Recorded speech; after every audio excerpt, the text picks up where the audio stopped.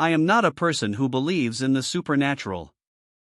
I want to be clear about that at the start because everything I am about to tell you happened to someone who does not believe in ghosts, does not believe in curses, and spent the better part of his adult life rolling his eyes at horror movies for their implausibility. I am a structural engineer. I think in load-bearing walls and soil composition and stress tolerances. The world, to me, is explainable. Forces act on materials in predictable ways. Buildings stand or fall based on math. I have always found that comforting. I find it less comforting now than I used to. I bought the house 3 years ago. It is a 2-story colonial on a half-acre lot in a rural county about 40 minutes outside the city where I work. I had been looking for something with land and quiet and enough space that I could have a workshop, and when this property came up at a price that was noticeably below market value, I arranged a showing within 24 hours of seeing the listing. The house was older, built in the early 1950s, and it needed work. The kitchen was dated, the master bathroom had not been updated since approximately 1989, and the exterior needed repainting. But the bones were excellent. I walked through it and could see exactly what it could be, and the price reflected the work required rather than any fundamental flaw in the structure. The seller was a man named Eugene Parr. He was in his late 70s, soft-spoken, and had the careful, deliberate manner of someone who chooses words with intention. He had lived in the house for 31 years and was selling because his wife had passed away the previous spring and the property was too large and too demanding for him to manage alone. He told me this at the showing without being asked. He seemed like he wanted me to understand the context. He wanted me to know the house had been a home, had been loved, had 30 years of a life built inside it. I respected that. I told him I intended to take care of it. He nodded and looked around the kitchen in a way that made me think he was seeing something I was not. We walked through the main floor, the upper floor, and then down to the basement. The basement was unfinished, concrete floor, utility lighting, the kind of space that in an older house serves as storage and utility and not much else. At the far end of the basement there was a door. Solid wood, painted the same gray as the basement walls, with a keyed deadbolt that looked newer than the door itself. Eugene walked me through the rest of the basement without going near the door. When I asked what was behind it, he stopped walking. He stood with his back to me for a moment before he turned around. And then he said something I have thought about almost every day since. He said, "I need to ask you something before I can answer that." I told him to go ahead. He said, "If I asked you to agree to something as a condition of this sale, something that had nothing to do with the property value or the legal terms of the transaction, just a personal request from me to you, would you be willing to consider it?" I said I would hear it before I agreed to anything. He said that was fair. Then he told me that the room behind that door needed to stay locked. He said he would give me the key so I could verify there was nothing dangerous or illegal inside, and that after I had verified that, he was asking me, not legally requiring me but personally asking me, to lock it again and leave it that way. He said he could not fully explain his reasons in a way that would make sense to me and that he understood if the request made me uncomfortable. He said if it was a deal breaker, he understood that too. But he said please. That word, the way he said it, was not casual.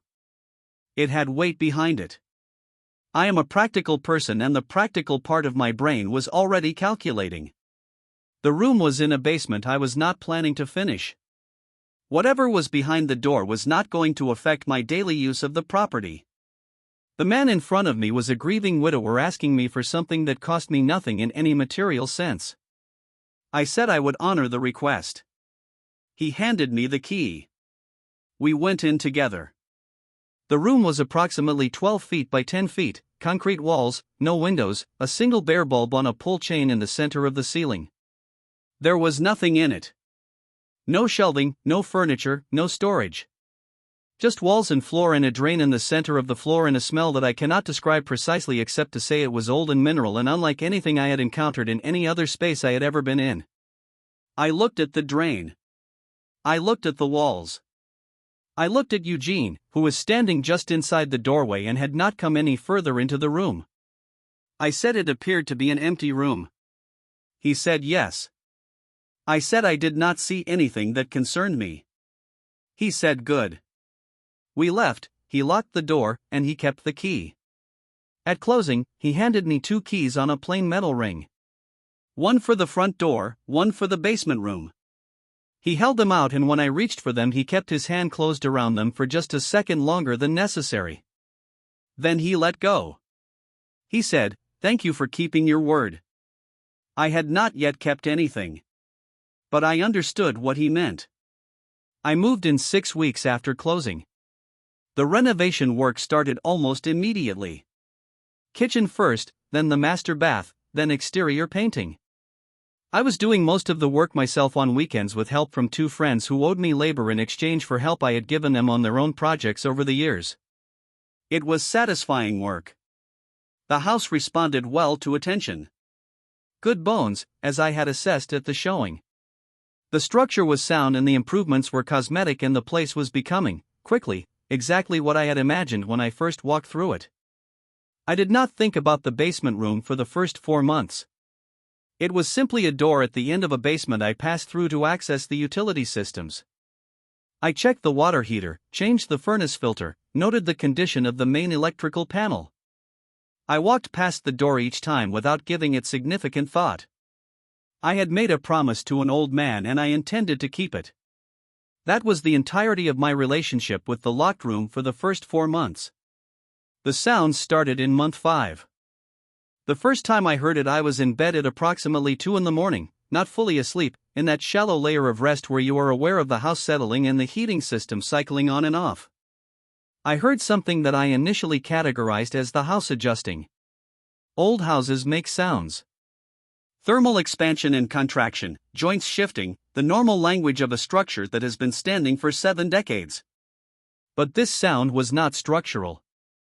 It was rhythmic. 3 slow knocks, evenly spaced, coming from below me. Then nothing. I lay still for a few minutes listening. Nothing followed. I went back to sleep. The second time was 4 days later. Same hour, approximately 2 in the morning. This time it was not knocking. It was a sound I can only describe as dragging. Something moving slowly across a concrete floor. It lasted perhaps 15 seconds and then stopped. I sat up in bed and stayed still for a long time. The house was quiet. I told myself it was an animal. The house had a crawl space along one side and I had found evidence of mice in the first month and dealt with them. Something had gotten into the basement. That was the explanation I chose, and I went back to sleep with it. By the 3rd week of sounds, I had stopped being able to explain them as animals. The sounds were too varied and too deliberate. Knocking in sequences that had a pattern I could not identify but could feel as patterned. That dragging sound, which I had now heard 4 more times and which always lasted between 10 and 20 seconds and always stopped cleanly, not tapering off the way an animal moving through a space would taper off. And a new sound that started in week 3, which was harder to describe than the others. It was low and resonant, and it came from everywhere in the basement at once in a way that did not have a point of origin I could locate. Not a voice. Not music. Not anything that had a name in my vocabulary. Just a frequency that I felt as much as heard, and that made the fillings in my back teeth ache slightly when it occurred. I went down to the basement with a flashlight on the 4th night the sounds woke me. It was 3:15 in the morning. I stood at the top of the basement stairs and listened for 2 minutes before I went down. I walked the perimeter of the basement. I checked the utility systems, the walls, the floor. I found nothing. I stood in front of the locked door for a long time. There was nothing audible on the other side of it. I put my hand flat against the wood. The wood was cold. Not room temperature, not the ambient cool of a basement. Cold the way a surface gets when whatever is on the other side of it is colder than the surrounding air. I took my hand away and went back upstairs and sat in my kitchen until it was light outside. I called Eugene Parr the following morning. He answered on the 2nd ring. I told him I was sorry to call and that I had tried to respect his request without asking questions, but that I needed to ask some questions now.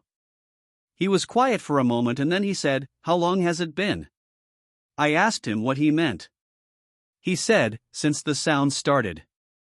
I did not ask him how he knew there were sounds. I just answered. I said about 3 weeks.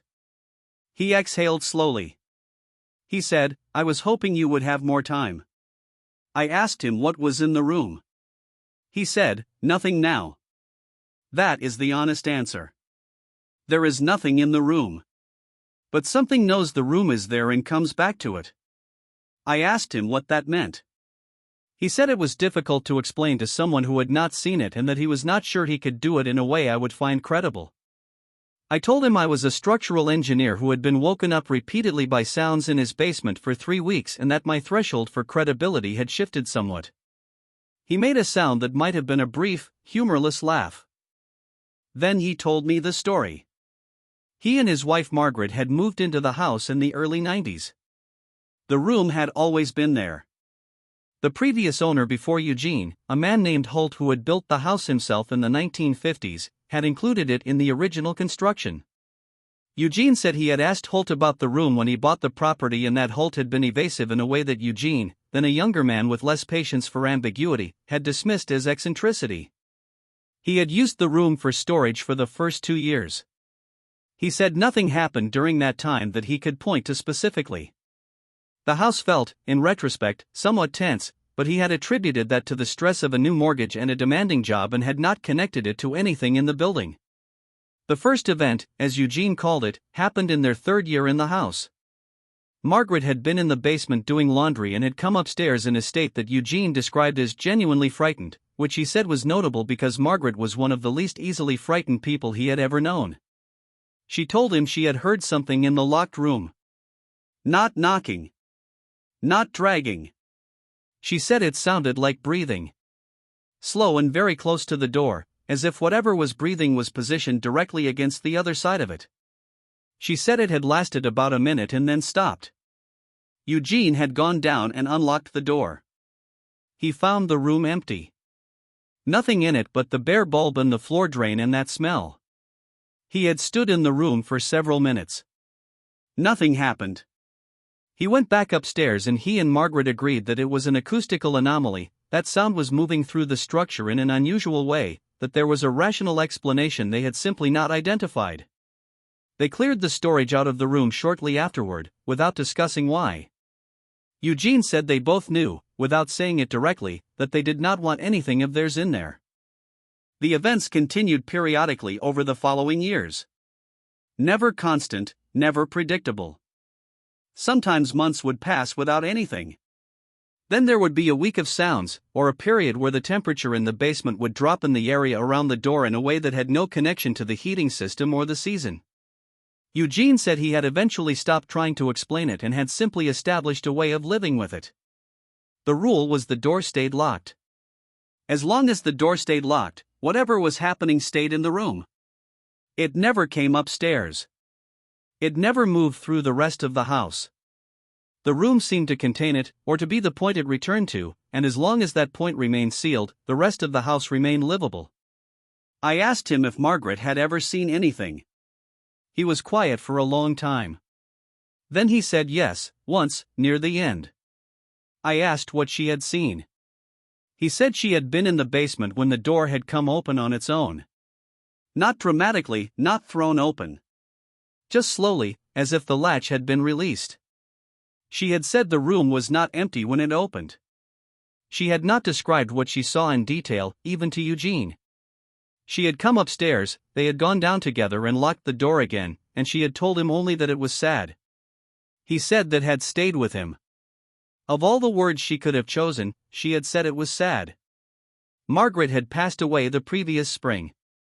Eugene had sold the house 3 months later. He told me he did not know of her death and the decision to sell were connected in any way he could articulate. He just knew he could not be in the house anymore and that if someone was going to live there after him, the least he could do was ask them to leave the door closed. I asked him what I should do. He said what he had always done. Keep the door locked. Do not try to investigate it, do not try to resolve it, do not bring anyone in to assess it. Just leave it alone. He said in his experience the sounds came and went in cycles and that there were long periods of quiet. He said the house was otherwise sound and that he had lived there for 31 years and raised a family there and that whatever was in that room had never come beyond it as long as the door remained closed. I thanked him and he told me to call him if I needed to. He died 7 weeks later. A neighbor I had met at a local hardware store mentioned it in passing, asked if I had known him since I had bought his house. I said I had spoken with him a few times. She said he had been in declining health since his wife passed. I drove home and sat in my kitchen for a while thinking about a man who had carried whatever this was for 30 years and had thought to warn me before he died.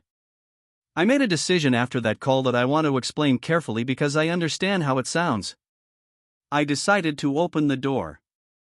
I want to be clear that I did not make this decision impulsively or because I was curious in a reckless way. I made it because Eugene was gone and the sounds were continuing and I was the only person now who had any context for what was happening, and I felt that making an informed decision about how to live in my house required more information than I currently had. I am an engineer. I assess. I gather data. I make decisions based on what I find. Living with a locked door and a dead man's instructions felt like the opposite of how I approach every other aspect of my life. I went down on a Saturday afternoon. Broad daylight, all the basement lights on, the door at the top of the stairs open behind me. I stood in front of the locked door for a long time before I put the key in. I noticed the cold against my hand the same way I had noticed it on that 3 a.m. visit months before. I turned the key. I heard the deadbolt retract. I pushed the door open slowly. The room was empty. Same as the first time Eugene had shown it to me. Concrete walls, concrete floor, bare bulb on a pull chain, floor drain. The smell, that old mineral smell I had noticed on the first visit, was stronger than before. I reached in and pulled the light chain. The bulb came on. I stepped inside. I stood in the center of the room for approximately 2 minutes. Nothing happened. The room was cold, significantly colder than the basement outside it, cold enough that I could see my breath. The drain in the floor was dry. The walls showed no moisture, no mold, no structural anomaly of any kind. I examined the walls closely, looking for anything that might explain the acoustics, any channel or gap that sound could travel through in an unusual way. I found nothing. I stood there in that cold, empty room under a single bare bulb and I felt something that I do not have a precise word for. Not fear, exactly. Not the physical response of threat. Something quieter. Something that felt, and I recognize how this sounds, like being watched by something that was not threatening but was very, very aware of me. I pulled the light chain, stepped out, and locked the door. I have not opened it since. That was 14 months ago. The sounds come and go in cycles the way Eugene said they would. There are weeks of quiet and then a period of nights where I hear the knocking or the dragging or that low-frequency hum that makes my teeth ache. I sleep through most of it now. Not because I am not aware of it but because I have made a kind of peace with it that I cannot fully explain. Whatever is in that room, or whatever returns to that room, has not come beyond it. I have lived in this house for 3 years and the rest of it is exactly what I wanted it to be. Quiet land. Good structure. A workshop in the outbuilding where I spend weekend mornings building things with my hands and listening to the birds. I do not know what is behind that door in any terms that would satisfy a structural engineer. I have no framework for it. I have considered every rational explanation I can generate and none of them account for the cold or the temperature differential or the thing Margaret saw when the door came open. I have considered that I am wrong to leave it alone, that I should bring someone in, that there is something there that should be addressed. Every time I consider that, I think about Eugene saying the house was livable as long as the door stayed closed, and I think about Margaret saying it was sad, and I decide again to leave it. I keep the key on the same plain metal ring Eugene handed me at closing. It sits on a hook by the basement door. Sometimes when I pass it I look at it for a second longer than I need to. Sometimes I think about that cold room and the drain in the floor and the way the air felt when I was standing in the center of it. And then I keep walking. The door stays locked.